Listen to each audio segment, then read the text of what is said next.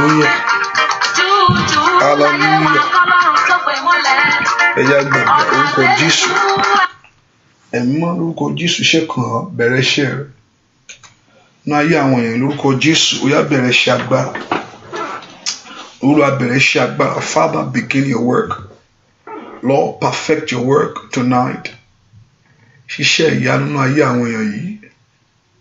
Lord, touch every life, touch everyone. Bá ogun Sátánì wí, bá ọwọ́ Sátánì wí. Jẹ́ kí ìyanu kó ṣẹlẹ̀, fi orú iṣẹ́ ìtúsílẹ̀ ayé wọn.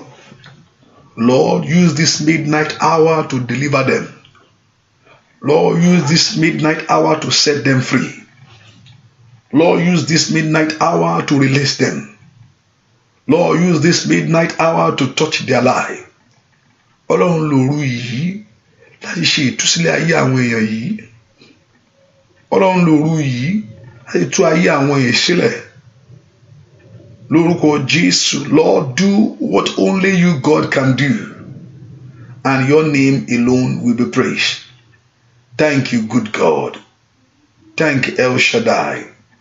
Thank you, the Most High God. In Jesus' name we pray. Amen. Ẹ ká bẹ̀ sí gbé Ọlọ́run ga o fún oore ọ̀fẹ́ tó fún wa o. Ẹ ká yin Ọlọ́run ká gbé ga fún àǹfààní látàrí gbà wájú rẹ̀ sẹ́. Ẹ ká sọ pé o ṣé o. O ṣé o ṣé o ṣé o ṣé o ṣé o ṣé o. Gbé dúpẹ́ lọ́wọ́ Jésù sẹ́ pé o ṣé o. Ẹ̀mí mọ́ o ṣé o. Ẹ̀mí mọ́ o ṣé o.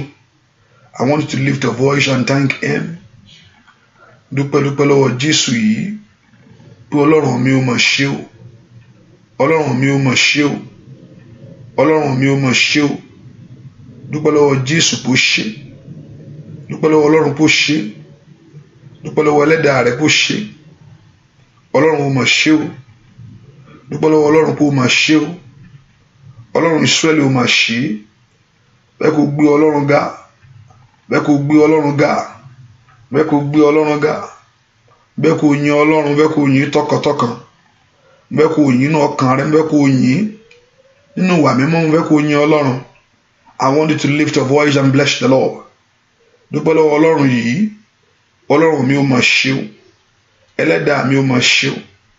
Ọba tó pọ̀ nípa àti agbára ó ṣe.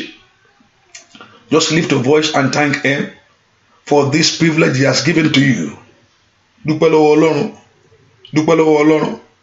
Dúpẹ́ lọ́wọ́ Ọlọ́run. Bó o ṣe o. Ọlọ́run Ísírẹ́lì ó ṣe. Ọba tó pọ̀ nípa àtagbára ó ṣe. Ọba tó nípa àtagbára ló máa ṣe. Jésù ó ṣe o. Jésù ó ṣe o. Jésù ó ṣe o. Dúpẹ́ lọ́wọ́ Ọlọ́run. Dúpẹ́ lọ́wọ́ Ọlọ́run yìí. Ọlọ́run ìyanu ó máa ṣe o. Ọlọ́run ìyanu ó máa ṣe. Ẹni máa Ísírẹ́lì ó ṣe. Ẹni máa Ísírẹ́lì ó ṣe. Ẹni máa Ísírẹ́lì ó ṣe. Olùgbàlà ló máa ṣe. Olùgbàlà ló máa ṣe. Olùgbàlà ló máa ṣe. Dúpẹ́ lọ́wọ́ Jésù. Olúwa máa ṣe. Olúwa máa ṣe. Dúpẹ́ lọ́wọ́ Ọlọ́run. Ọlọ́run máa ṣe. Ọlọ́run máa ṣe. Dúpẹ́ lọ́wọ́ Ọlọ́run. Ọlọ́run máa ṣe. Dúpẹ́ lọ́wọ́ Jésù. Dúpẹ́ lọ́wọ́ Ọlọ́run alààyè. Dúpẹ́ lọ́wọ́ Jésù. Ọlọ́run máa ṣe. Ó ṣe ó ṣe bàbá. Ẹni máa Ísírẹ́lì ó ṣe. Ẹni máa Ísírẹ́lì ó ṣe. Dúpẹ́ lọ́wọ́ Ọlọ́run yìí. I want you to lift your voice. Ta ló tún pè mí? Lift your voice and thank him. Dúpẹ́ lọ́wọ́ Jésù. Olùgbàlà ló máa ṣe. Olùgbàlà ló máa ṣe. Olùgbàlà ló máa ṣe. Dúpẹ́ lọ́wọ́ Jésù yìí. Màyá talaba bó ṣàtàbà. Gbọ́ àdúrà lórúkọ Jésù Kristi. Olúwa wa, I'm not going to pick any call anymore for now. Let's just pray. Jẹ́ ká gbàdúrà. If anyone calling now, just don't call. Hallelujah. Later on, maybe later on. Not now. Please, let us pray. Ẹ ká gbàdúrà. Olúwa mo dé lónìí. Lord, fi ògo ọlá rẹ hàn. Dúpẹ́ lọ́wọ́ Jésù. Olúwa fi ògo rẹ hàn lórí ayé mi. Olúwa fi ògo rẹ hàn lórí iṣẹ́ mi. Olúwa fi ògo rẹ hàn lórí ọ̀nà mi gbogbo. Bẹ́ẹ̀ kó gbàdúrà k'Ọlọ́run kó fi ògo rẹ hàn lórí ayé rẹ. Let God reveal his glory in your life. Let God reveal his glory in your home. Let God reveal his glory. Lórúkọ Jésù. Let God reveal his glory. Lórúkọ Jésù. Mo gbàdúrà fún ẹnìkan tí eégún yọ lẹ́nu. Lórúkọ Jésù. Lórúkọ Jésù. Kọ́lọ́run kó dá dúró. Ẹni tó ń lálàá tó ń rí eégún. Lórúkọ Jésù. Kó dúró ẹni tí ń farapamọ́. Ẹnikẹ́ni tó bá ń farapamọ́. Lórúkọ Jésù lórí ayé ẹ̀. Kọ́lọ́run kó lè jìnnà. Bàbá ó kú iṣẹ́. Mo ní Jésù ó kú iṣẹ́ o. Ọlọ́run àgbà òye. Ọba dání má gbàgbé ẹni. Ó kú iṣẹ́. Bàbá ó kú iṣẹ́. Jésù ó kú iṣẹ́ o. Ọlọ́run àgbàlagbà.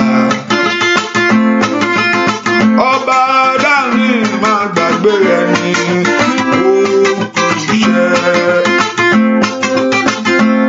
Bàbá ó kú iṣẹ́. Dúpẹ́ lọ́wọ́ Jésù.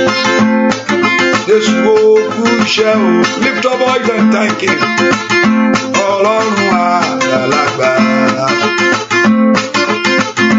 Ọba dání má gbàgbé ẹni. Ó kú iṣẹ́. Nípò tó wà sẹ́.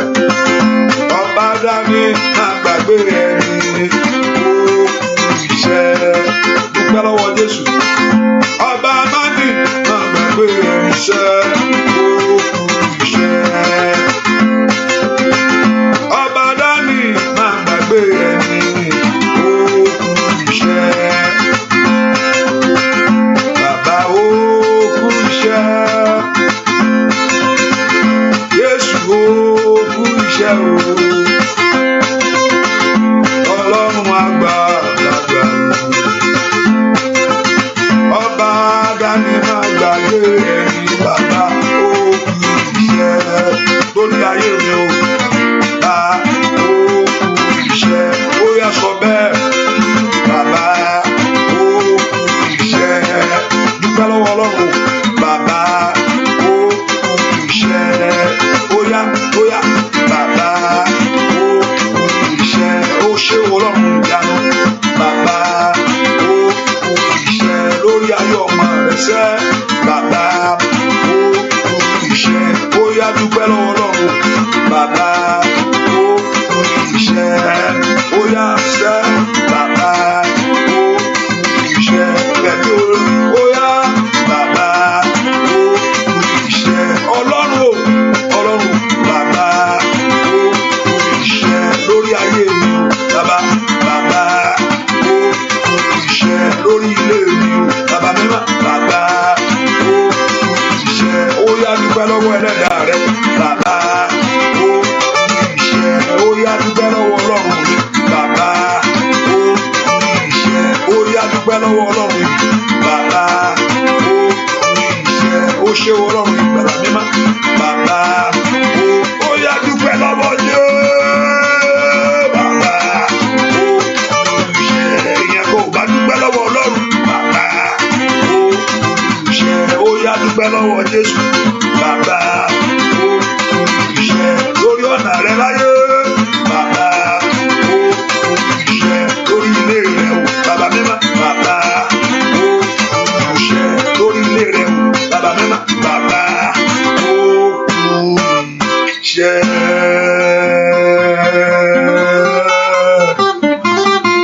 Dúpẹ́ lọ́wọ́ Jésù kó máa ṣe ń wo. Dúpẹ́ lọ́wọ́ Ọlọ́run. Dúpẹ́ lọ́wọ́ Ọlọ́run. Jésù máa ṣe ń. Dúpẹ́ Jésù máa ṣe gbọ́ àdúrà lórúkọ Jésù Kristi. Olúwa wa gbọ́ àdúrà lórúkọ Jésù Kristi. Olúwa wa ẹ pé orúkọ Jésù. Ọlọ́run, I run to you. Mo sátọ̀ wá Fábá. Ó yá dáàbò bo ayé mi sẹ́. Olúwa gbà mí. Orúkọ Jésù, ẹ̀yin ogun ọ̀run máa ń wo ayé mi ràn mọ́. ó yẹ gbà mí.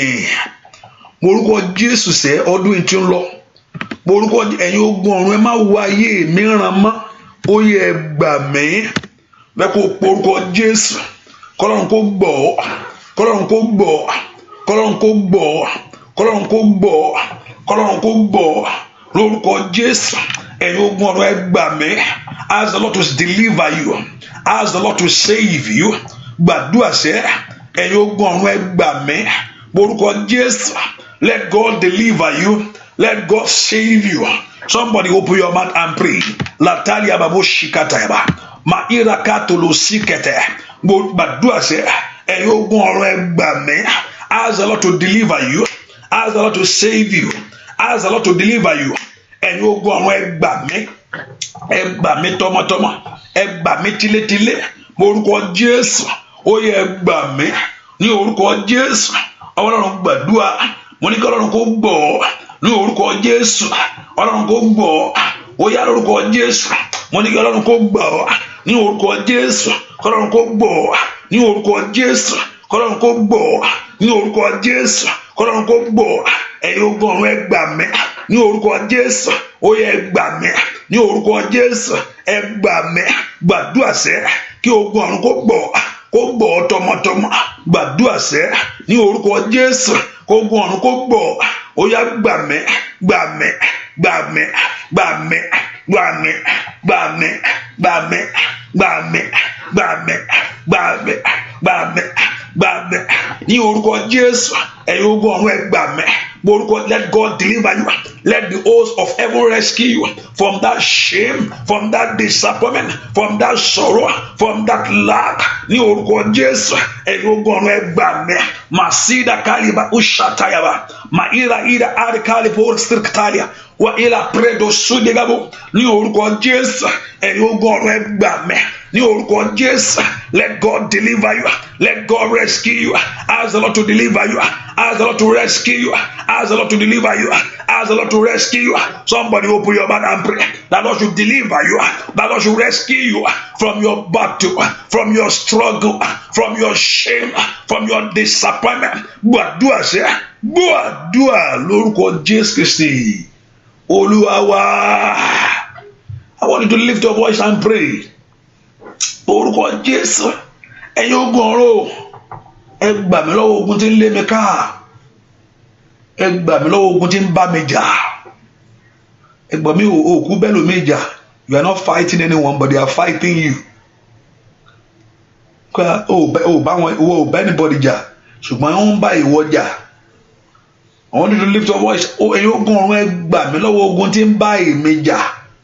Àmì ìkúkú jà jẹ́jẹ́ mi mò ń lọ. Mò ń pé jẹ́jẹ́ èrò ń lọ. Bó ṣe ń lọ jẹ́jẹ́ náà nínú ń bí wọn. Jẹ́jẹ́ tó ń lọ yẹn inú ń bí wọn. Jẹ́jẹ́ inú ń bí wọn. Orúkọ Jésù ẹ̀yin ogun ọ̀run ẹ gbà mí. Mo ṣe wo, I'm looking at the name as people are joining. I look at it, but mo ṣe wo, I'm trying to ignore this, but not because I'm looking at the name. I see the name and I look at it, and I'm trying to move because I've seen the name, several names that start with that thing. But what I'm seeing is Adeleke. So I've seen Ade. I've seen a lot of Ades there. But I'm trying to just push it aside. But I keep on seeing Adeleke. I'm still keep on seeing Adeleke. But I'm pushing aside. I'm seeing Ade. But what I'm looking at, Adeleke. Orúkọ Jésù, ẹ̀yin ogun ọ̀run ẹ gbà mí. Orúkọ Jésù kó ogun ọ̀run gbọ́. Lórúkọ Jésù kó ogun ọ̀run gbọ́. Orúkọ Jésù sẹ́, ẹ̀yin ogun ọ̀run ẹ gbà mí. Mashida kaliabo shikatayaba. Orúkọ Jésù, ẹ̀yin ogun ọ̀run ẹ gbà mí. Orúkọ Jésù kí ogun ọ̀run kó gbọ́. Ó yá kó gbọ́. Kó yá kó gbọ́. Ní orúkọ Jésù. Ó yá kó gbọ́. Ó yá gbà mí lọ́wọ́ ìtìjú. Ẹ gbà mí lọ́wọ́ agbára tó lóhùn ní dẹ̀ yìí. Ẹ gbà mí lọ́wọ́ agbára tí ń bá mi jà. Gbà mí lọ́wọ́ agbára tí ń bá yé mi bínú. Rakitelebo shiketelebo. Mali predo ko paligaba. Lesote kerigaba. Somebody pray at this night hour. Lift your voice to God. That Lord God of heaven to deliver you. Open your mouth and pray. That Lord God of heaven to rescue you from the power that is battling with your life. Agbatimbaye meja, agbatimbaye me binu. Moruko Jésù, ẹ̀yin ogun ọ̀run ẹ gbà mí.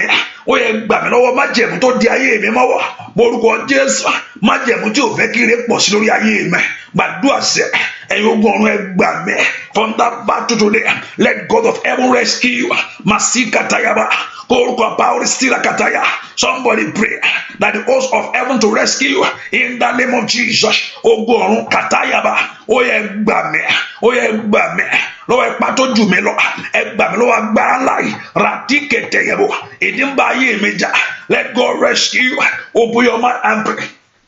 Ẹ gbà mí, ẹ gbà ayé mi lọ́wọ́ àṣetì, ẹ gbà mí lọ́wọ́ ayé ogun ayé tí dá ayé mi dúró.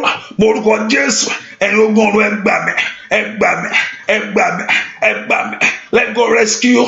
Let God deliver your people tonight. Holy Spirit, deliver them. My Lord and my God, deliver your children tonight. Oh yeah, save them tonight. Father, deliver them tonight. Oh yeah, go ẹ gbà wọ́n, ẹ gbà wọ́n èèyàn yìí, ẹ gbà wọ́n èèyàn yìí, ẹ gbà wọ́n èèyàn yìí, ó yẹ gbà wọ́n èèyàn yìí, ó yẹ gbà wọ́n èèyàn yìí, ó yẹ gbà wọ́n èèyàn yìí, ó yẹ gbà wọ́n èèyàn yìí, ó yẹ gbà wọ́n èèyàn yìí. Let God rescue you, deliver you. Ní orúkọ Jésù, let God rescue you, deliver you. My Lord and my Father, let God rescue you. Ní orúkọ Jésù, let God deliver you.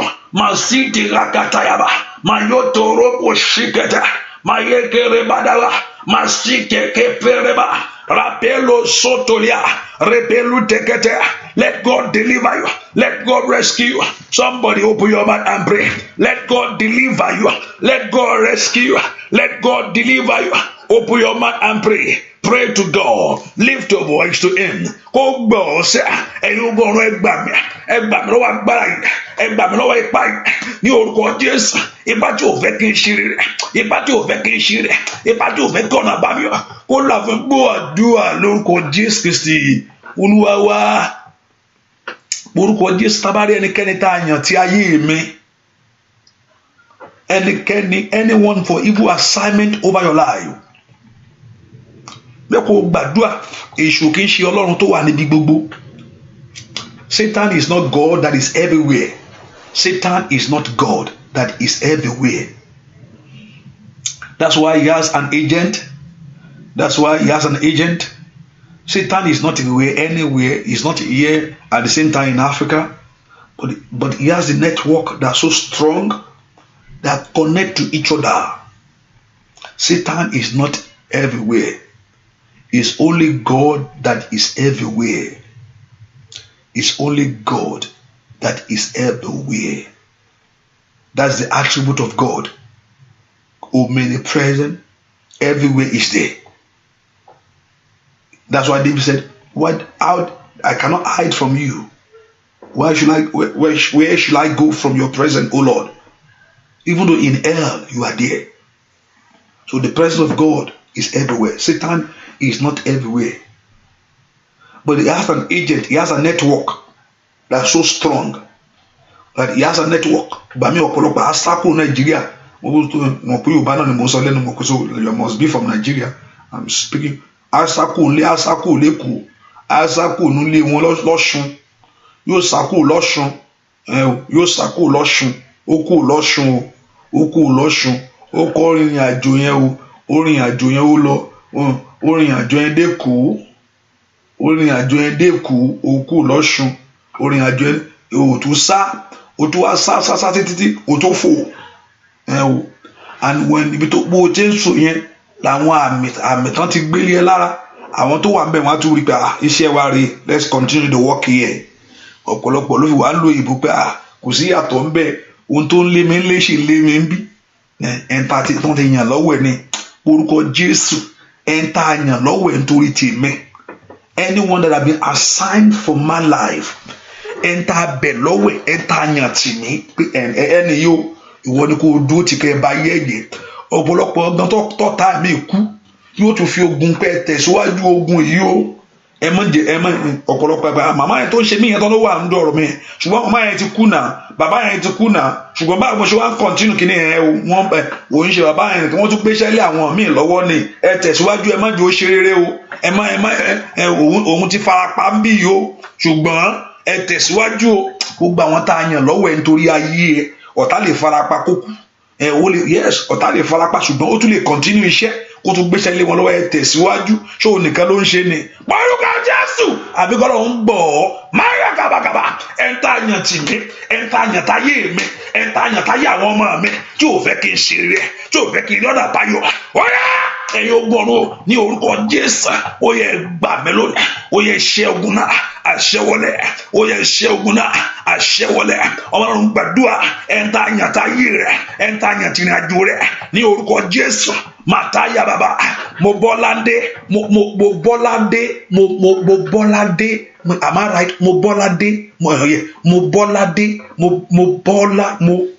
bọ́ládé mo kóbíà ó ṣàtàyàbá rákàtàyàbá màsúdè kẹta ó yẹ ń ta yàn tì mí ní orúkọ Jésù màsí kẹtẹ lórúkọ Jésù ó yá ẹ̀ ń ta yàn táyé mẹ ní orúkọ Jésù ó yá ẹ̀ ń ta yàn tí iṣẹ́ mẹ ní orúkọ Jésù ẹ̀ ń ta yàn tì mí tó lówó ò ní ṣíwọ́ ogun ẹ̀ ń ta yàn tì mí tó lówó ò ní ṣíwọ́ ìjà ní orúkọ Jésù ẹ̀ ń ta yàn táyé mẹ tó lówó ò ní ṣíwọ́ ogun orúkọ Jésù sẹ́ ẹ̀ ń ta yàn tì mí ó yá ẹ̀ ń ta yàn tí ayé mi tó lówó ò ní ṣíwọ́ ogun orúkọ Jésù ẹ̀ ń ta yàn tí ayé mi ní orúkọ Jésù màtórí kàtàyàbá ràkété lípredókàtà orúkọ Jésù ẹ̀ ń ta yàn tì mí tó lówó ò ní ṣíwọ́ ogun orúkọ Jésù ẹ̀ ń ta yàn tì mí tó lówó ò ní ṣíwọ́ ogun ó yá wà ní orúkọ Jésù ó yá ṣẹwọlẹ olúwa dálẹ́kùn gbórúkọ Jésù kọ́lọ́n kó dálẹ́kùn lónìí arakakapayaba ẹ̀ńtà yẹn ti ṣẹ́ mi o ẹ̀ńtà yẹn ti ṣẹ́ mi ní orúkọ Jésù tọ́lọ́wọ́ ò ní gbà ní orúkọ Jésù ẹ̀ńtà yẹn ti mi tọ́lọ́wọ́ ò ní gbà gbọ́ àdúrà lórúkọ Jésù Kristi Olúwa wa ìwọ tó ti rìn nǹkan ẹ̀mí rí mo fẹ́ kó gbà sóbíwọ́ kó lè mọ bó ṣe gbàdúrà la mo jẹ́ kẹ̀kẹ́ gbàdúrà fún ẹ kọ́ lọ́run ṣe ẹ lójú ọ̀pọ̀lọpọ̀ ńgbà mi tó bá ń sọ àdà pé wọ́n ń sọ kí ló ń sọ iná I don't believe in that ìyá rẹ̀ sì fi ń pọ̀ sí ni o I don't believe in that all kind of stuff ìyá rẹ̀ fi ń pọ̀ sí ni ìyá rẹ̀ fi ń gùn ni búláàlà rẹ̀ sí ó fi ń nípọn sí ni I don't believe in that I don't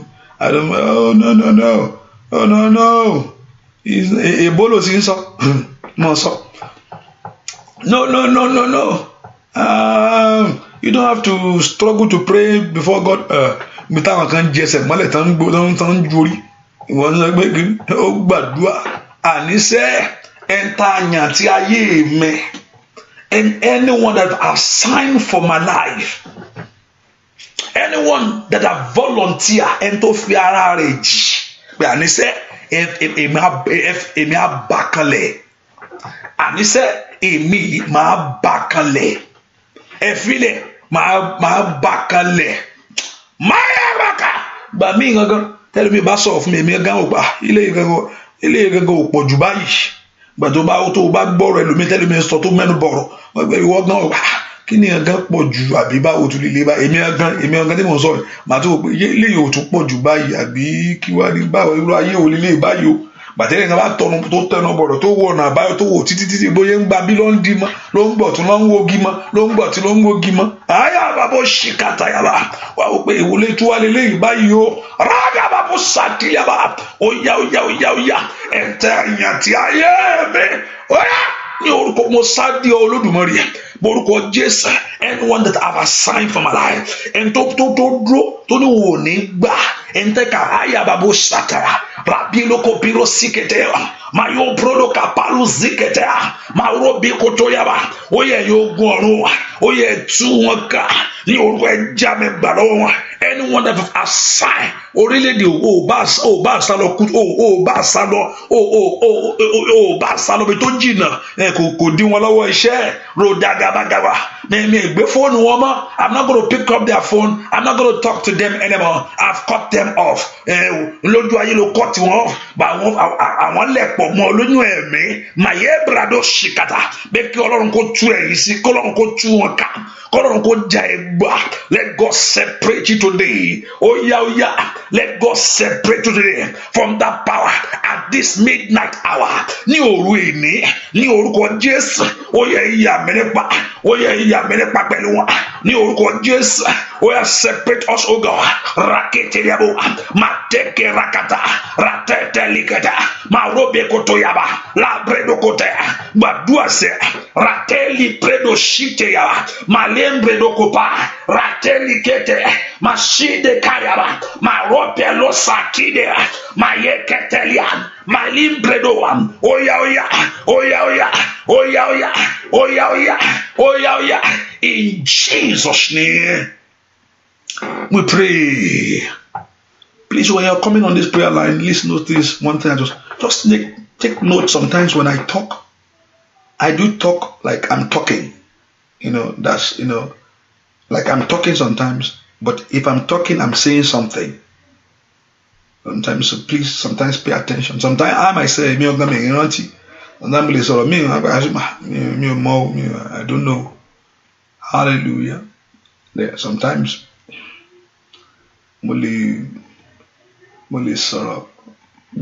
I do talk. I know that's the strength. Like sometimes I just talk. Generally, I talk. Even though sometimes when I'm joking, in my country, even that I'm just talking. That's I just want to take note. Even though sometimes but talking about how they saw by you, it really made a finish you. No, really miss you. So just take note sometimes. I don't know me more. But hallelujah. I don't know. It taught me the anti-conimoso. I don't know. Me more. I don't know.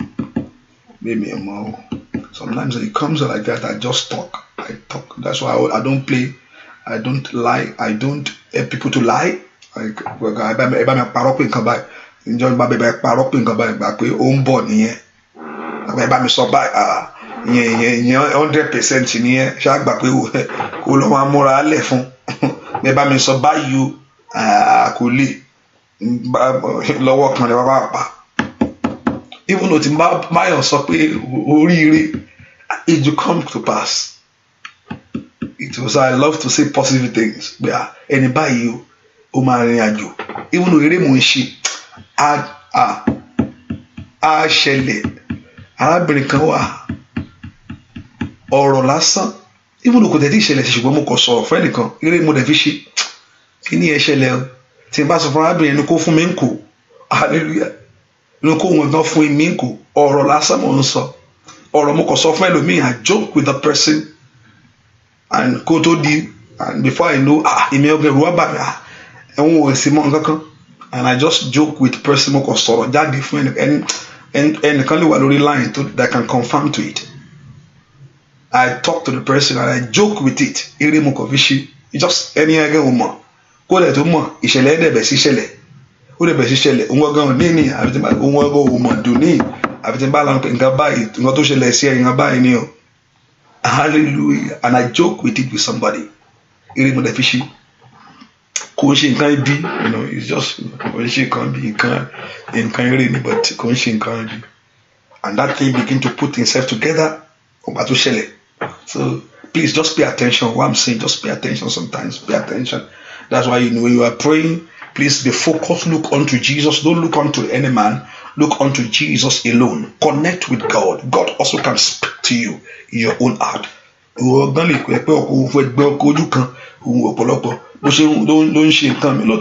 It helps you to do certain things because you are not in the church. Also, that's the freedom of prayer line that you are not, you are not in the place, you are free. But anything that you are doing, please let your heart focus to God. Let your heart focus. Let your heart focus to God. Hallelujah.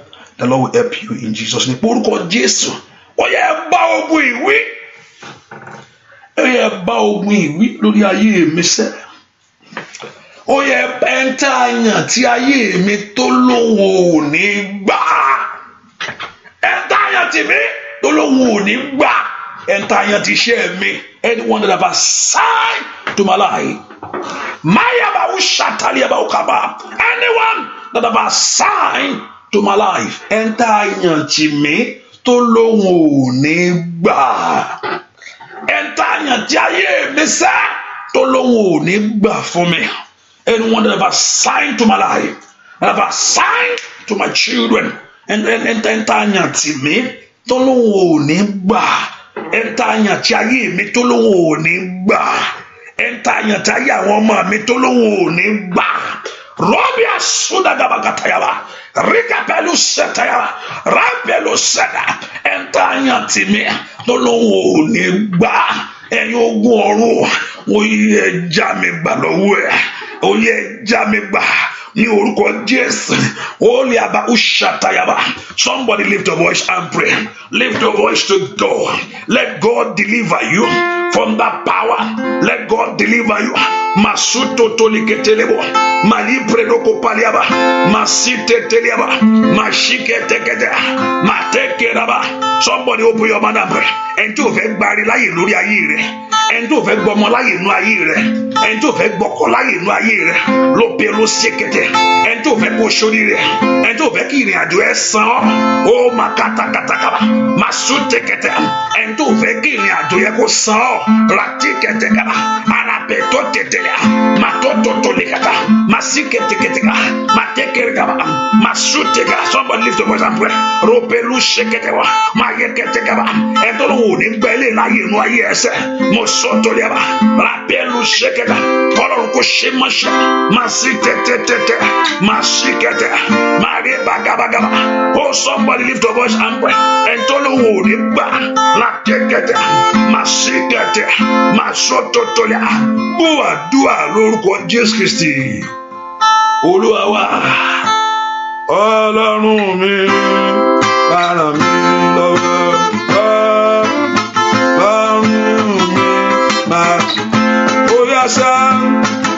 Ẹlẹ́dàá mi, ràn mí lọ́wọ́.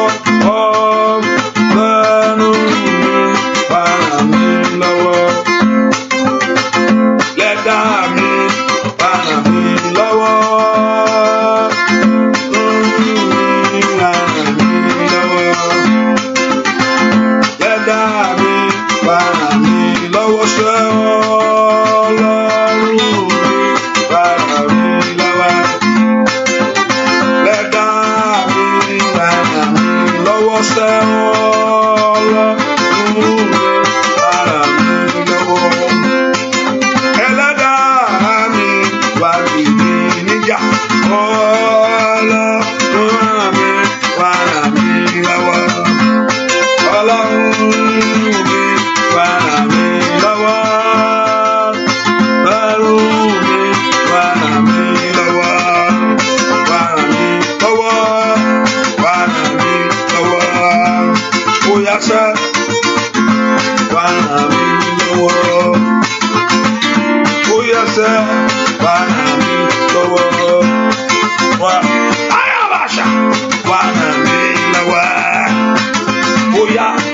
Jésù, wá ràn mí lọ́wọ́, wá ràn mí lọ́wọ́, wá ràn mí lọ́wọ́, wá ràn mí lọ́wọ́, wá ràn mí lọ́wọ́, wá ràn mí lọ́wọ́, wá ràn mí lọ́wọ́, wá ràn mí lọ́wọ́, wá ràn mí lọ́wọ́, wá ràn mí lọ́wọ́, wá ràn mí lọ́wọ́. Arábìnrin kan Olúwa sọ̀rọ̀ nípa ẹ fún mi. Ṣùgbọ́n ohun tí ó fi hàn pé kí n ọ̀sọ̀ ẹ̀ tí n bá rí pé moment tí mò ń sọ yìí èmi moment tí mò ń sọ yìí Olúwa bá mi ṣe ń kọrin Olúwa ń sọ̀rọ̀ ẹ̀ fún mi ìgbọ́ mò ń wò ó gẹ́gẹ́ bí àmì pé tí n bá rí ẹ màá mọ̀ pé màá sọ tí n bá rí ẹ nìyẹn that mean mo ṣe gbóhùn yẹn I text dàpẹ́tẹ́ òkè tẹ́ni yẹn bá wá màá fi mọ̀ bóyá ọ̀rọ̀ yẹn wà fún ẹni yẹn bá ṣe kọrin yẹn tí n bá rí ẹni yẹn I will know that that's a confirmation for me to say this word. Borúkọ Jésù ọ̀yá ẹ já mi gbàṣẹ́ ó yẹ já mi gbà ẹ gbà mí lọ́wọ́ agbára èyí tó gbógun tì mí lọ́sàn-án lóru ẹ gbà mí lọ́wọ́ ipá tó lówó ní gbà ẹ gbà mí lọ́wọ́ ipá tó lówó ní gbà orúkọ Jésù ẹ gbà mí lọ́wọ́ ipá tó lówó ní gbà orúkọ Jésù ẹ gbà mí lọ́wọ́ agbá tó lówó ní gbà orúkọ Jésù ẹ gbà mí sẹ́ lọ́wọ́ ipá tó ní fẹ́ kí n ṣe rere àní gbàdúrà kọ́lọ́run kó gbọ́ lọ́wọ́ ipá tọ́lọ́wọ́ ò ní gbà fún ọ kó o tẹ̀síwájú ràtídà gàbàgàbà ló sọ tọ́lì kàbà borúkọ Jésù ó yẹ gbà mí gbàdúrà sẹ́ kọ́lọ́run kó gbọ́ àdúrà lórúkọ Jésù Kristi Olúwa wa morúkọ Jésù ẹ̀yin ogun ọ̀run ẹ fìrè rọ̀ mí lọ́rùn ẹ fìrè fún ayé mi ẹ fún mi retí ọkàn mi ń fẹsẹ̀ ẹ fún mi ní retí ọkàn let God release to you your blessing that belongs to you ẹ fún mi ní retí ọkàn mi ń fẹ́ Olúwa ẹ fún mi ní retí ọkàn mi ń fẹ́ ẹ fún mi ní retí ọkàn mi ń fẹ́ ẹ fún mi ní retí ọkàn mi ń fẹ́ ẹ fún mi ní ìrètí ọkàn mi ń fẹ́ ẹ fún mi ní ìrètí ọkàn mi ń fẹ́ ẹ fún mi ní ìrètí ọkàn mi ń fẹ́ ẹ ká gbàdúrà ẹ fún mi ní ìrètí ọkàn mi ń fẹ́ ẹ fún mi ní ìrètí ọkàn mi ń fẹ́ ẹ fún mi ní ìrètí ọkàn mi ń fẹ́ ẹ fún mi ní ìrètí ọkàn mi ń fẹ́ ẹ fún mi ní ìrètí ọkàn mi ń fẹ́ gbọ́ àdúrà lórúkọ Jésù Kristi Olúwa wa bá ṣe ń gbàdúrà Olúwa fi nǹkan kan sọ fún mi mo rí bí àgbàdo tí ò lọ́mọ tí ò ní nǹkan kan wọ́n ń pè ní àgbàdo lọ́mọ ṣíkàtà eléyìí ò tiẹ̀ ní ẹni ká àgbàdo kí àgbàdo wà kó má ní èso bá ṣe ń gbàdúrà ohun tí mo rí yẹn àgbàdo kí àgbàdo wà kó má ní nǹkan kan náà ẹ̀ àgbàdo kó wà kó má ní nǹkan kan wọ́n á gbàdúrà ẹni tó bá wà nínú àdúrà yìí tá a fi ṣiṣẹ́ fún tá a fi ṣe ibi fún ayé ẹ̀ lórúkọ Jésù iṣẹ́ náà kó bàjẹ́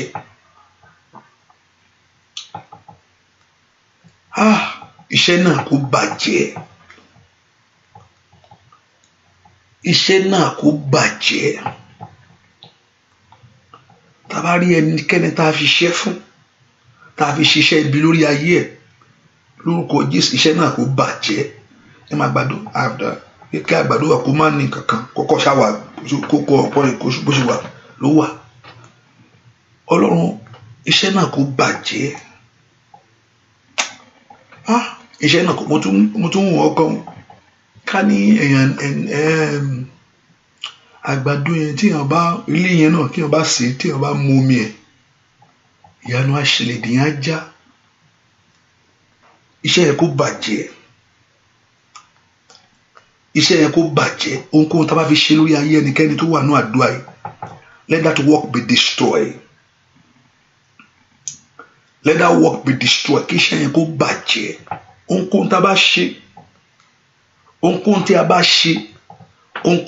ṣe ohun tá a bá lo iṣẹ́ yẹn fún lórí ayé ẹ̀ kó bàjẹ́ ẹnikẹ́ni tó kó ò ní léso lórúkọ Jésù kí iṣẹ́ yẹn kó bàjẹ́ ohunkóhun tó ní ò ní léso tó lò ò ní léso pé ò ní léso iṣẹ́ yẹn kó bàjẹ́ agbára tó ní ò ní léso agbára tó ní ò ní léso iṣẹ́ náà kó bàjẹ́ iṣẹ́ náà kó bàjẹ́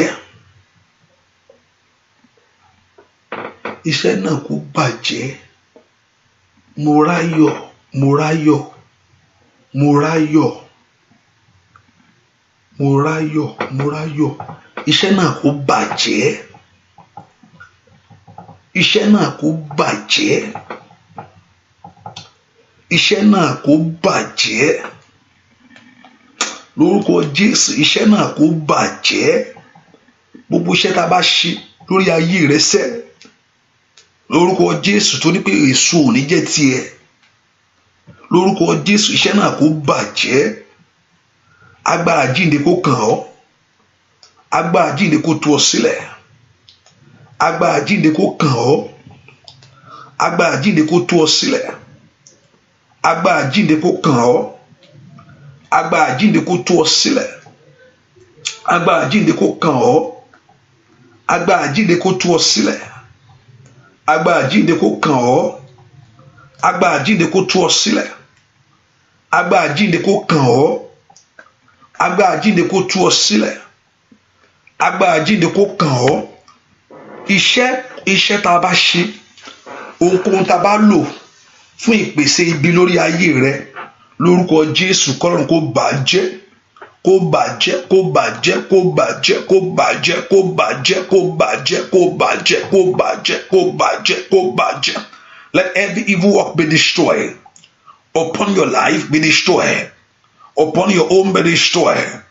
Let it be destroyed. Let it be destroyed. Let it be destroyed. Let it be destroyed. In the name of Jesus. Gbogbo ń tá a bá di ṣe nínú ayé rẹ lọ́wọ́lọ́wọ́ ní orúkọ Jésù, kí Ọlọ́run kó bàjẹ́. Olúwa bàjẹ́. Olúwa bàjẹ́. Olúwa bàjẹ́. Nínú ayé àwọn èèyàn yìí bàjẹ́. Ẹ̀mọ́ bàjẹ́. Ẹ̀mọ́ bàjẹ́. Gbogbo agbára tó gbé ògo rẹ sábẹ́, ẹnikẹ́ni tó fi ògo ayé rẹ sí abẹ́ lónìí, ní orúkọ Jésù kọ́lọ́run kó lé wọn dìde. Ẹni tó jókòó lé ògo rẹ, kọ́lọ́run kó lé wọn dìde. Kí Ọlọ́run kó lé wọn dìde. Kí Ọlọ́run kó lé wọn dìde. Kí Ọlọ́run kó lé wọn dìde. Kí Ọlọ́run kó lé wọn dìde.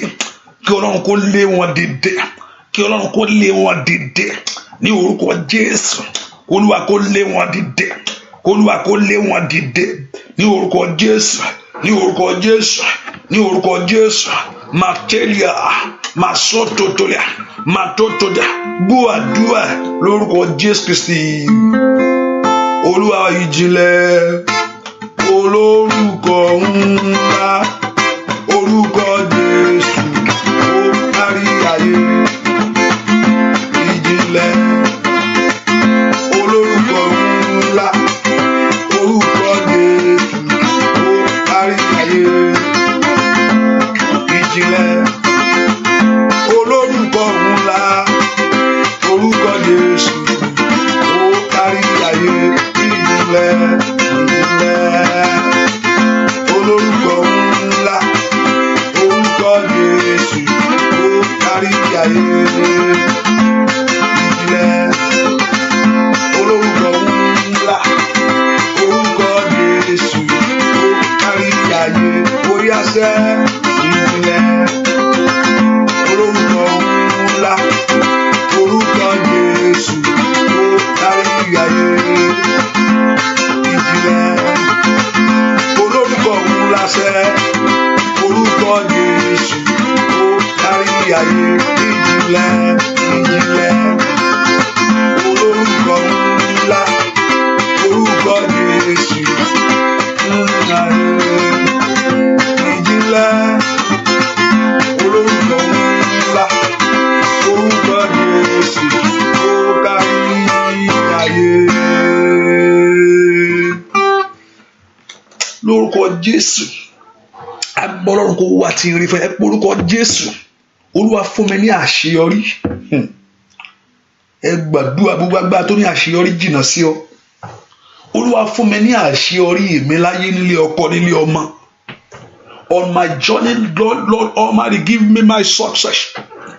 Lord, today, raketeleba ushatayaba. Orúkọ Jésù, Olúwa jẹ́ kí n ní àṣeyọrí.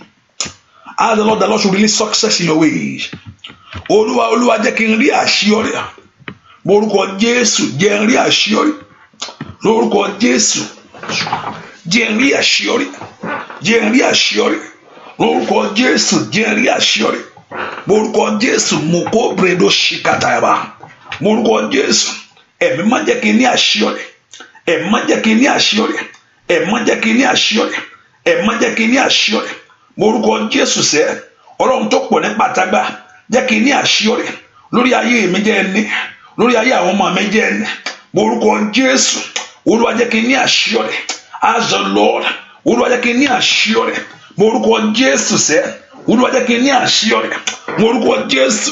Olúwa jẹ́ kí n ní àṣeyọrí lórúkọ Jésù. Olúwa jẹ́ kí n ní àṣeyọrí ní orúkọ Jésù, ní orúkọ Jésù. Olúwa jẹ́ kí n ní àṣeyọrí ní orúkọ Jésù. Olúwa jẹ́ kí n ní àṣeyọrí nínú ọdún ìṣẹ́, ní oṣù yìí. Father, make my way to prosper, make my way to be successful. Open your mouth and pray. Let success be my portion. But do I say, let success be my portion in the name of Jesus. Olúwa jẹ́ kí n ní àṣeyọrí lórúkọ Jésù. Ẹ̀mí mímọ́ jẹ́ kí n ní àṣeyọrí, ẹ̀mí mímọ́ jẹ́ kí n ní àṣeyọrí ní gbogbo ọ̀nà ayé mi, jẹ́ kí n ní àṣeyọrí, jẹ́ kí n ní àṣeyọrí. In Jesus' name we pray. By God's grace, I have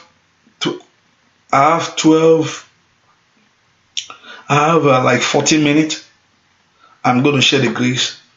I have 14 minutes. What time it is? It's after 8. Now, I think those in London, you are after 1 now. So don't worry. 14 minutes, you go and sleep. Don't worry. I will let you go because I know we are going to work in the morning. So I have 14 minutes to go. Exact 1 hour, I'm going to share the grace. And we are coming back. Let's tonight 9 o'clock prayer. Let's put it to 1, please. Let's live life. By tomorrow, we're going to be back to our normal prayer tomorrow.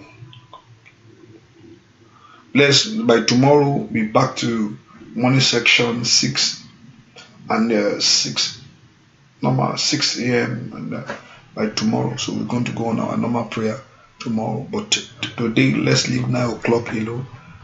Join me by 1 a.m.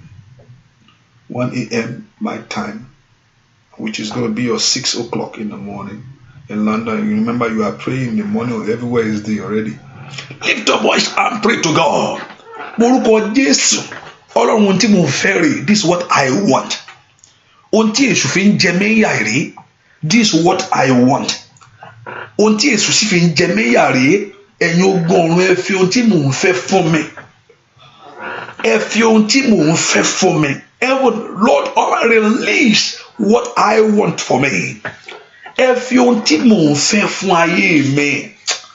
Morúkọ Jésù, mo kó brede dagabagabaga. Mateke rababo shikatayabo. Bo àdúà lórúkọ Jésù Kristi Olúwa wa. Mo ń gbórúkọ kan àìgàn mo ń gbọ́. Ó lè surprise you, and those surprise that people Modinat. I've seen something similar to that. I ignore it. Modinat. If you want to make it nice, how do you say it? Modinat. Is he right name? Modinat. I don't know. Modinat. Hallelujah. Orúkọ Jésù. Ohun tí mo fẹ́ fún mi. Ọlọ́run lórúkọ Jésù. Olúwa mú lé mi lọ́wọ́. Olúwa mú lé mi lọ́wọ́. Olúwa mú lé mi lọ́wọ́. Olúwa mú lé mi lọ́wọ́. Lórúkọ Jésù. Olúwa mú lé mi lọ́wọ́. Lórúkọ Jésù. Olúwa mú lé mi lọ́wọ́. Ní orúkọ Jésù. Olúwa mú lé mi lọ́wọ́. Ní orúkọ Jésù.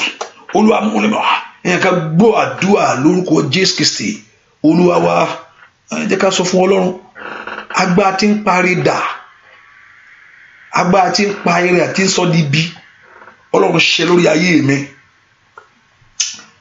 Bẹ́ẹ̀ pé wọ́n yí nǹkan padà. They are turning things. Agbára tí ń yí ire padà. Lórúkọ Jésù Olúwa ṣe lórí ayé mi. Lórúkọ Jésù mayadabo shikatayaba. Èèyàn kan gbàdúrà. Agbára tí ń yí ire tí ń sọ di ibi. Èèyàn kan gbàdúrà pé wọ́n yí nǹkan. They are turning things. Lórúkọ Jésù Olúwa gbà mí lọ́wọ́ agbára náà. Let that power be destroyed. Let that power be destroyed. Let that power be destroyed. Lórúkọ Jésù. Let that power be destroyed. Morúkọ Jésù. Let power be destroyed. Morúkọ Jésù. Let power be destroyed. Morúkọ Jésù. Let power be destroyed. Ní orúkọ Jésù. Ní orúkọ Jésù. Let power be destroyed.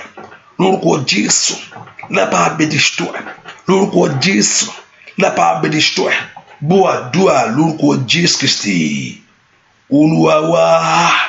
Èèyàn kan mo rí pé ó ń gbé báàgì dání. Wíṣí gbogbo obìnrin ní ń gbé báàgì. Ṣùgbọ́n báàgì yẹn ṣófo. Báàgì yẹn ó ṣófo.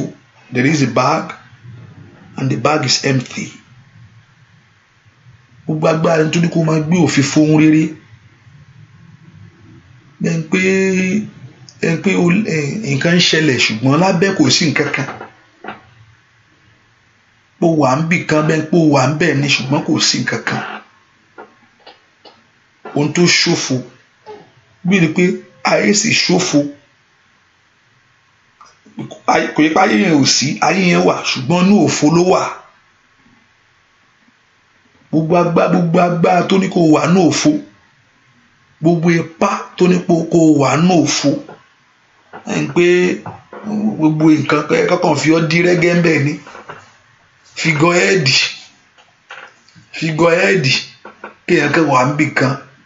Kéèyàn kan wà ń bì kan. Kéèyàn kan wà ń bì kan. Kí nǹkan kan má ṣẹlẹ̀. Òfìfo ni. Òfìfo ni. Mo gbàdúrà lórúkọ Jésù. Ọlọ́run tó mú òfìfo kúrò nínú ayé. Ọba tó mú òfìfo kúrò nínú ayé. Lónìí kó mú òfìfo rẹ kúrò. Lórúkọ Jésù. Ọba tó mú òfìfo kúrò nínú ayé. Lórúkọ Jésù. Kó mú òfìfo tiẹ̀ kúrò. Ọba tó mú òfìfo kúrò nínú ayé. Lórúkọ Jésù. Kó mú òfìfo rẹ kúrò. Mo gbàdúrà Majida Kariba Ushatalia. Moroteke radide boshikata. Malim bredo totoli katele bredo do sikete. Malim bredo teke katayaba. Ọba tó mú òfìfo kúrò nínú ayé. Kó mú òfìfo rẹ kúrò. Lórúkọ Jésù. Ọba tó mú òfìfo kúrò nínú ayé. Kó mú òfìfo tiẹ̀ kúrò. Ọba tó mú òfìfo kúrò nínú ayé. Lórúkọ Jésù. Kó mú òfìfo ayé rẹ kúrò. Ọba tó mú òfìfo kúrò nínú ayé. Òfìfo tiẹ̀ kó mú kúrò. Kí ìyanu kó ṣẹlẹ̀. Ohun tó wá ń gbé káàkiri tó ṣòfò yẹn o. Ẹ̀yin Ọlọ́run lórúkọ Jésù. Kí Ọlọ́run kó ya ìbùkún lù ú. Ohun tó ń gbé káàkiri tó ṣòfò. Lórúkọ Jésù kí ìbùkún Ọlọ́run kó wọnú rẹ̀ lọ. Ohun tó ń gbé káàkiri èyí tó ti ṣòfò. Ẹgbẹ́ ìfilẹ̀ òfìfo lásán ni. Ó kọ̀ wà ń bẹ̀ ni. Lórúkọ Jésù kí Ọlọ́run kó wá ya ìbùkún. Ago rẹ kó kún àkúwá sílẹ̀. Ní orúkọ Jésù. Ago rẹ kó kún àkúwá sílẹ̀. Ní orúkọ iṣẹ́ rẹ kó ní ìbùkún. Ọ̀pọ̀lọpọ̀ á ṣiṣẹ́ ṣùgbọ́n at the end kò sí nǹkan kan bẹ́ẹ̀. Iṣẹ́ ìkàyàbàwò ṣàkàkàbàwò kó ní ìbùkún. Ìrìn àjò tó rìn kó mú ire bá ọ. Ní orúkọ Jésù mo lu àṣẹ Ọlọ́run lórí ayé ẹ lónìí. I exercise the authority of God. I exercise the power of God. Ní orúkọ Jésù, let your life be full of blessing. Ní orúkọ Jésù, ayé rẹ kó gba ìbùkún. Mo gbàdúrà fún gbogbo àwọn tí ń bẹ nínú àdúrà yìí. You are coming. Kí Ọlọ́run kó bá yín pàdé. Ẹ máa ń wá. Kí Ọlọ́run kó bá yín pàdé. Kí Ọlọ́run kó bá yín pàdé. Ẹ máa ń wá. Mo ní kí Ọlọ́run kó bá yín pàdé. Ọ̀pọ̀lọpọ̀ ẹlòmíì mo mọ̀ wọ́n dáadáa nínú àdúrà yìí tí n bá wò wọ́n báyìí mo ti mọ̀ wọ́n. Ẹ máa ń wá. Kí Ọlọ́run kó bá yín pàdé. Ìwọ Ọlọ́run Ísírẹ́lì. Ìwọ Ọlọ́run tó pọ̀ nípa àti agbára. Ìwọ Ọlọ́run tó sì ní gbogbo agbára lọ́wọ́. Mo fẹ́ kí àwọn yẹn mọ̀ pé ìwọ ni Ọlọ́run. pé agbára sì ń bẹ lọ́wọ́ rẹ̀. I want these people to know that you are God. Àní agbára sì ń bẹ lọ́wọ́ rẹ̀. Olúwa bá àwọn èèyàn yìí pàdé. Ohun tó wá ọ wá fún, tó fi wá sí orí, tó fi wá sí abẹ́ àkóso àdúrà yìí. Ohun tó wá tó fi wá ọ wá síbi àdúrà yìí. Ẹ̀mí mímọ́, mo yà bá wọn pàdé. Ẹ̀mí mímọ́, bá wọn pàdé. Ẹ̀mí mímọ́, bá wọn pàdé. Ẹ̀mí mímọ́, bá wọn pàdé. Ẹ̀mí mímọ́, bá wọn pàdé. Ẹ̀mí mímọ́, bá wọn pàdé. Ẹ̀mí mímọ́, bá wọn pàdé. Ẹ̀mí mímọ́, bá wọn pàdé. Ẹ̀mí mímọ́, bá wọn pàdé. Ẹ̀mí mímọ́, bá wọn pàdé. Lórúkọ Jésù, ẹ̀mí mímọ́, bá wọn pàdé. Mo ṣe ń gbàdúrà ẹ̀ mo rí pé kankan pé ẹnìkan ó wẹ̀ bó dẹ̀ ṣe wẹ̀ tán kankan tó fi wẹ̀ yẹn wọ́n ó fi sílẹ̀. Ẹnìkan mú kankan yẹn oní kíní ni o, oní kankan oní kò ń ṣe oní nẹ́ẹ̀tì yẹn o, oní kíní ni oní kankan ẹmọ kankan ṣakaṣaka kankan yẹn bó ṣe wẹ̀ tó múlẹ̀ ẹnìkan sì lọ mú ó mú.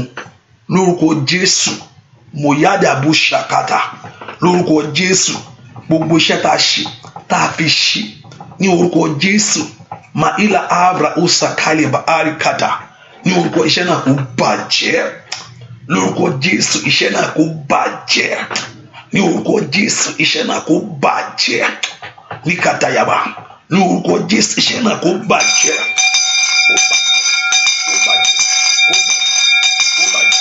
Let the work be destroyed. Mo pa ní àṣẹ ní orúkọ Jésù. Ọlọ́run kó ṣe ìyanu ayé àwọn èèyàn yìí. I pray Ọlọ́run Ísírẹ́lì mo fẹ́ kó o fi ara rẹ̀ hàn lódìdí fún wa. Ọlọ́run májẹ̀mú tí ò yí padà. I want you to show yourself to everyone. Mo fẹ́ kó o fi agbára rẹ̀ hàn fún àwọn èèyàn yìí pé ìwọ ni Ọlọ́run. Mósè ó rán níṣẹ́ ó sì fi agbára hàn níwájú Fáráò. Gbogbo Fáráò ayé àwọn èèyàn yìí. Gbogbo Fáráò ayé àwọn èèyàn yìí. Ní orúkọ Jésù ó yá fi ara rẹ̀ hàn fún wọn. Ìyanu ńlá kó bẹ̀rẹ̀. Lórúkọ Jésù ìyanu kó bẹ̀rẹ̀. Ìyanu kó bẹ̀rẹ̀. Ìyanu kó bẹ̀rẹ̀. Ohun tá a fi kọ́ Ọlọ́run tó lòdì kọ́ Ọlọ́run kó já dànù. Ohun tá a dè mọ́ Ọlọ́run tó lòdì kó já Ọlọ́run kó já dànù. Ohun tá a dè mọ́ Ọlọ́run tó lòdì kọ́ Ọlọ́run kó já dànù. Kí ìdè náà já kí ìwọ náà mọ̀ pé ìdè náà já. Ní orúkọ Jésù ohun tá a dè mọ́ Ọlọ́run lórúkọ Jésù kí Ọlọ́run kó já dànù. Ní orúkọ Jésù kó ní ìtúsílẹ̀. Kó rí ìyanu. Kó rí ògo. Kó rí ògo. Kó rí ògo. Kó rí ògo. Kó rí ògo. Ibikíbi tá a bá ti ń dáná ayé rẹ fún ogun. Ní orúkọ Jésù kí Ọlọ́run kó pa iná náà. Níbikíbi tá a bá ti ń dáná ayé rẹ fún ogun. Ní orúkọ Jésù Kristi Násárẹ́tì kí Ọlọ́run kó pa iná ogun náà. Ibikíbi tá a bá ti ń dáná ayé rẹ fún ogun. Kí Ọlọ́run Ísírẹ́lì kó pa iná ogun náà. Ibikíbi tá a bá ti ń dáná ayé rẹ fún ogun. Kí Ọlọ́run kó pa iná ogun náà. Ní orúkọ Jésù ẹ̀mí máa pa iná ogun náà. Ní orúkọ Jésù. Ní orúkọ Jésù. Mikati yababo shataya. Ma ila keteya. Masata. Mo gbàdúrà fún wa tó ń jẹ́ Bídèmí. Kọ́lọ́run kó gbàdúrà fún ọ. Ní orúkọ wa tó ń jẹ́ Bídèmí nínú àdúrà yìí. Ní orúkọ Jésù kọ́lọ́run kó gbàdúrà fún ọ. Ìwọ tó ń jẹ́ Bídèmí kọ́lọ́run kó gbàdúrà fún ọ. Ní orúkọ Jésù ọwọ́ Ọlọ́run kó kàn ọ́. Ní orúkọ Jésù Ọlọ́run kó kàn ọ́. Ọwọ́ Ọlọ́run kó kàn ọ́. Ní orúkọ Jésù rosi kataya masodi kete mautaka mototolikata masotolia fata talite matototolia ratike funṣọ kọ́lọ́run kó gbàdúrà fún ọ funṣọ kọ́lọ́run kó gbàdúrà fún ọ mo ti ẹ̀ ń wo eléyìí ni orúkọ yìí mò ń wò dáadáa ni kọ́lọ́run kó gbàdúrà fún ọ ní orúkọ Jésù kọ́lọ́run kó gbàdúrà fún ọ lórúkọ Jésù kọ́lọ́run kó gbàdúrà fún ọ lórúkọ Jésù kọ́lọ́run kó gbàdúrà fún ọ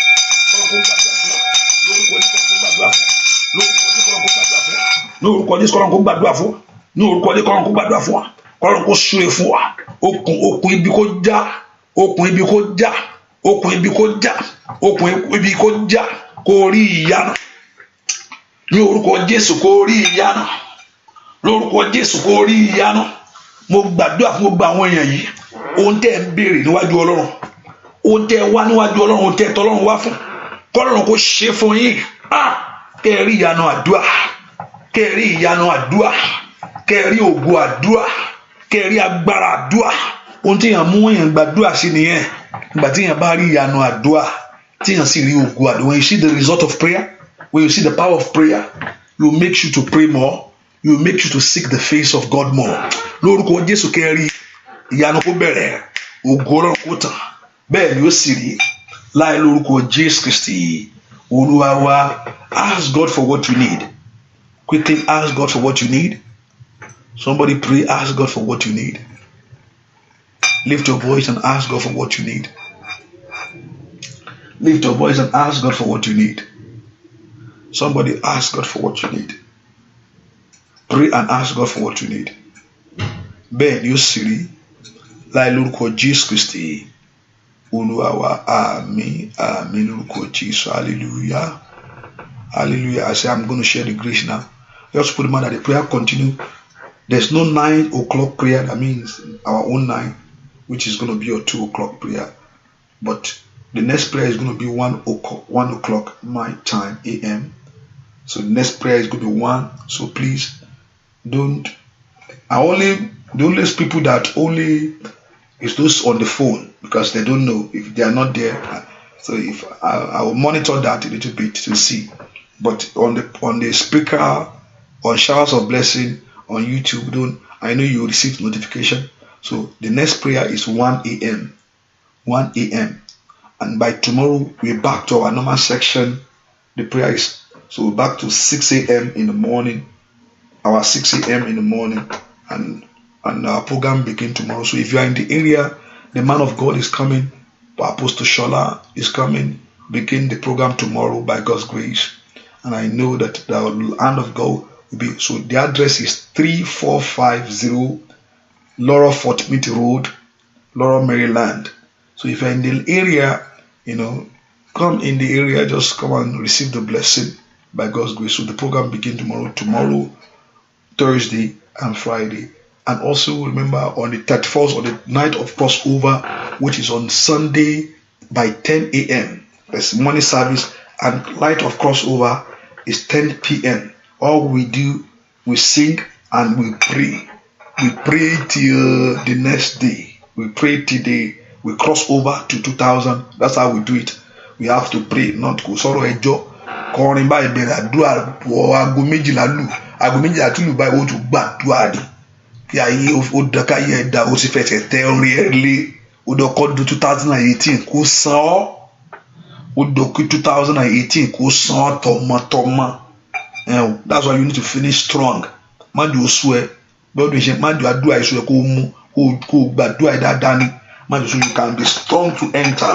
Ó mọ̀ pé ilẹ̀ ti rọ̀ fún ọ. 2018 ilẹ̀ ti rọ̀ fún ọ kó o máa gbìn kó o máa ká nítorí pé you have fertilized the land, you have cultivated the land as you plant. I said 2018 is going to be a year of harvest. It's going to be a year of harvest. 2018 shall be a year of harvest. Bẹ́ẹ̀ni, shall be a year of harvest. Fáwọn tó gba Ọlọ́run gbọ́ fún ire wọn, fún ìyanu wọn.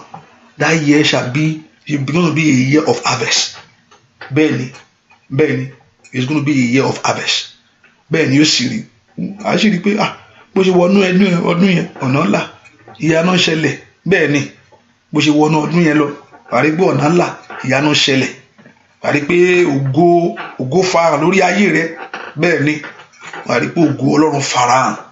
A sì rí pé ohun gbogbo tó ti ń lé yẹn ó tẹ̀ lọ́wọ́ ní ọdún yẹn. Ní ọdún yẹn gangan ohun ẹ̀rí ń bọ̀, ohun ẹ̀rí tí ó lágbára, ohun ẹ̀rí ńlá èyí tí ó ní agbára, ohun ẹ̀rí èyí tí ó ní agbára lórí ayé rẹ. yóò di ọdún ìrànlọ́wọ́ bẹ́ẹ̀ ni yóò di ọdún ìrànlọ́wọ́ fún ayé rẹ tí Ọlọ́run yóò ṣe fà ọ́ sókè ayaba bó ṣàtàyàbá yóò di ọdún ìrànlọ́wọ́ tí Ọlọ́run yóò fà ọ́ sókè Ọlọ́run yóò di ọdún ìrànlọ́wọ́ tí Ọlọ́run yóò fà ọ́ sókè yóò fà ọ́ sókè yóò fà ọ́ sókè tọmọtọmọ yóò fà ọ́ sókè tilétilé yóò fà ọ́ sókè ní gbogbo ọ̀nà rẹ yóò fà ọ́ sókè ayaba bó ṣàtàyàbá yóò fà ọ́ sókè yóò palẹ̀ ọ̀nà rẹ mọ́ àjàlọ tí ń bẹ níwájú ọ̀nà rẹ yóò kúrò àjàlọ bí kòkòrò tí ń bẹ níwájú ọ̀nà rẹ ayaba bó ṣàtàyàbá yóò kúrò lórúkọ Jésù yóò kúrò ọ̀nà yóò là bẹ́ẹ̀ ni ó sì rí láì lórúkọ Jésù Kristi Olúwa wa àmín àmín àmín lórúkọ Jésù hallelujah hallelujah àdúrà rẹ ti gbà. So see you by God's grace, see you by 1 a.m. See you by 1 a.m. please. Don't show up by 9 p.m. No, I'm not going to be on the phone. I will monitor that because I know àdúrà Yorùbá lágbà, so I know some people that speak English probably be there, so I will monitor it to see, but there's no prayer till 1 a.m. which is going to be your morning. God bless you. Go in God's blessing. Go in God's grace. You are blessed and highly favored. And make sure you share the prayer. Make sure you do that. And make sure you support the work of God too. God bless you. God bless you. Bye-bye.